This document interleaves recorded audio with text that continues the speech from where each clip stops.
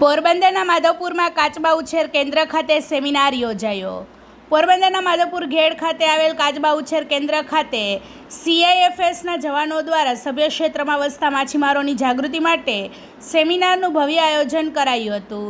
CSFના 57મા સ્થાપના દિવસ નિમિત્તે ભવ્ય સેમિનારનું આયોજન કરાયું હતું। ત્યારે ઉપલક્ષમાં અમિત શાહ દ્વારા દિનાંક તારીખ 7/3/2025ના રોજ ગુજરાતના તટીય ક્ષેત્ર લખપત પોર્ટ કચ્છથી કન્યાકુમારી સુધી લગભગ 3500 કિલોમીટર જેટલો સફર તય કરશે, જેનો મકસદ સુરક્ષિત તટ સમુદ્ર ભારત છે। માધવપુરમાં તારીખ 13/3/2025ના રોજ સવારે 8 થી 10 વાગ્યાના સમયાંતરે દ્વારકાથી માધવપુર સાયકલિંગ કરી ભાઈઓ તેમજ બહેનો પહોંચ્યા હતા।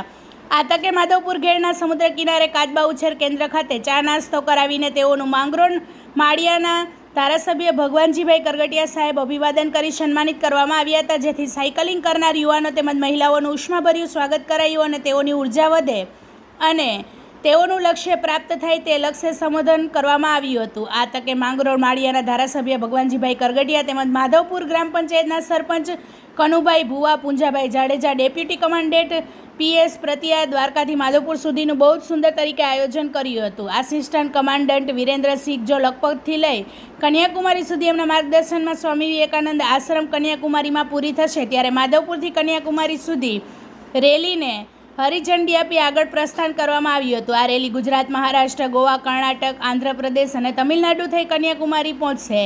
આનો મકસદ સભ્ય ક્ષેત્રમાં વસતા માછીમારોને જાગૃત કરવા।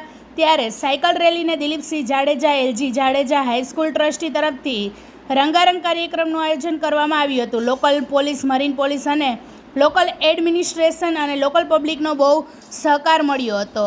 રિપોર્ટર પરેશ નિમાવત, માધવપુર।